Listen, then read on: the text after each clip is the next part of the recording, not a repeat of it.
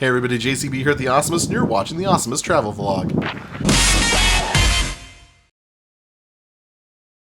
So today, we are at the Amboy crater outside of Amboy, California. Fun fact, it's not actually a crater, it's actually a volcano that has been deemed extinct. So we're gonna check it out in glorious 4K. Amboy Crater is an extinct volcano that was active about 10,000 years ago. It rises above a 27 square mile lava field and is considered a national natural landmark.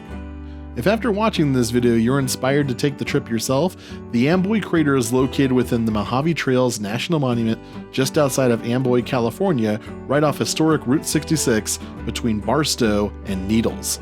Just about any decent GPS app will take you right to the parking lot, and there's a big welcoming sign right there on Route 66, so you really can't miss it. Upon arriving, you'll find plenty of parking, spots for RV and camping trailers, some picnic areas, and a less than awesome bathroom. It's literally a hole in the ground, but it's still nicer than some gas station bathrooms I've been to. Toward the left side of the parking lot, you'll walk up some stairs to an overlook area where you get a nice view of the crater as well as the surrounding desert, the floor of which is littered in lava stones.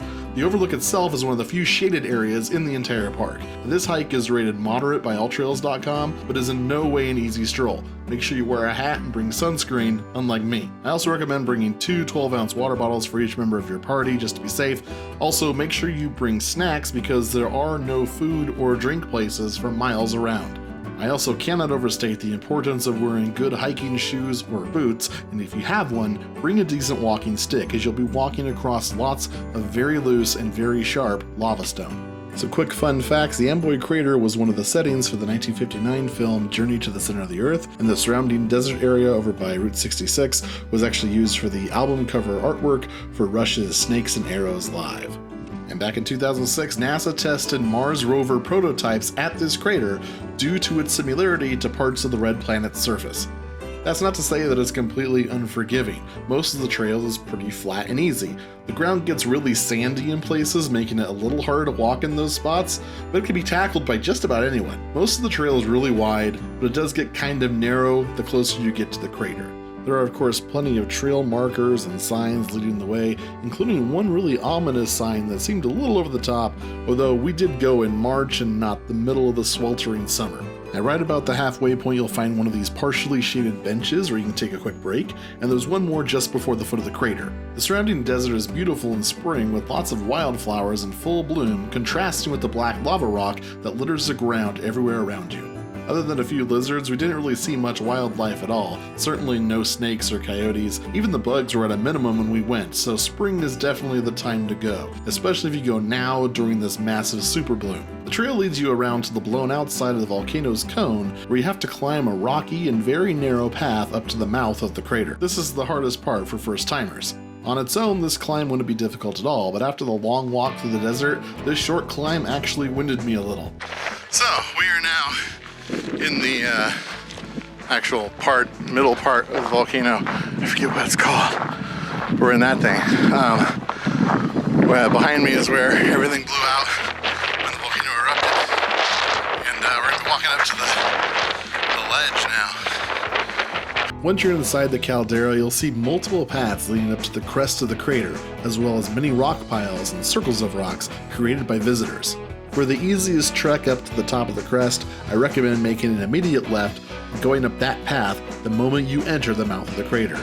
That path is crazy easy to traverse, especially when compared to the path that we decided to take, which was straight ahead. It felt like it went straight up into the air. Our friend Nikki decided to create one of those like Zen rock stacks, so that was pretty cool. I decided to film it to save it for posterity, just in case.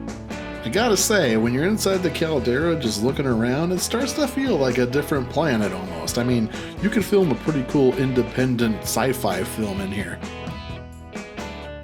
No matter which path you take to the top, once you're up there, you'll realize it's been completely worth the entire journey you've taken. First of all, there's a nice, easy trail that leads all along the entire rim of the crater, allowing you access to everywhere at this top upper level. Also, once you're up there, you really see and appreciate how far you've come on this hike. I mean, you can barely even see the parking lot. This is something that's really hard to convey in photos and video, but right here I'm pointing at the overlook, and as we zoom in, you can just barely see it. It's really hard to show the kind of scale that we're talking about from way up here. So I don't know if you guys can hear because of all the wind, but we've reached the top. Pretty far away from where we started. You can't even see the trail. Like many people on the trail. But yeah, it's pretty cool. We got up here to the rim. You can walk all the way around the perimeter with this rim, and yeah, definitely worth the trip out. You guys look tired.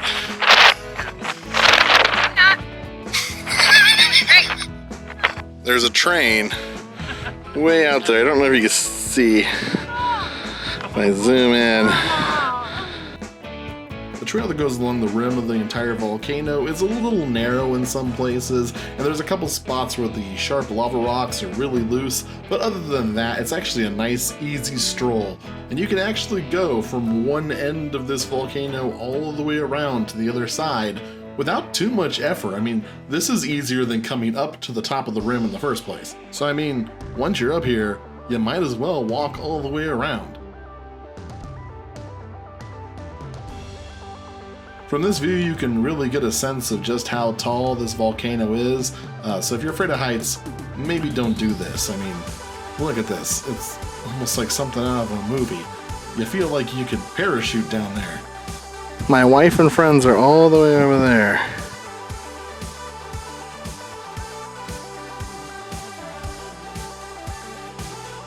To try to give you a sense of just how big this thing is, I focused on these two random people in the caldera and then zoomed out so you can kind of get a sense of scale. And believe it or not, I actually had cell phone service at the top of the crater, so that's something. So as of right now, I have officially dropped a rock into the mouth of a volcano. Crazy. One last thing before I go. This is the kind of roadside landmark monument thing that as a kid I'd see outside the window as we were driving down the freeway, and I'd always think, wow, how cool would it be to be able to go up there? So I was absolutely blown away when, while doing research for this video, I came across this animation created by BLM, basically illustrating that exact phenomenon of people driving down Route 66 for generations, pointing at this thing and going, I want to go to there, and now finally you can. So I'll leave a link to that video in the description below.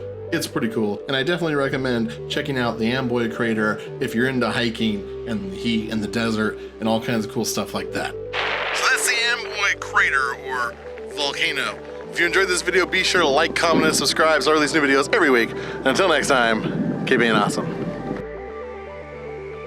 If you happen to read the title of this video, it's Oregon Trail! Oregon Trail is the Russian roulette of resource management games. And I say that partly because it's so goddamn random that your wagon can spontaneously burst into flames, killing everybody, but also because every time I play it, I feel like I've just been shot in the fucking head.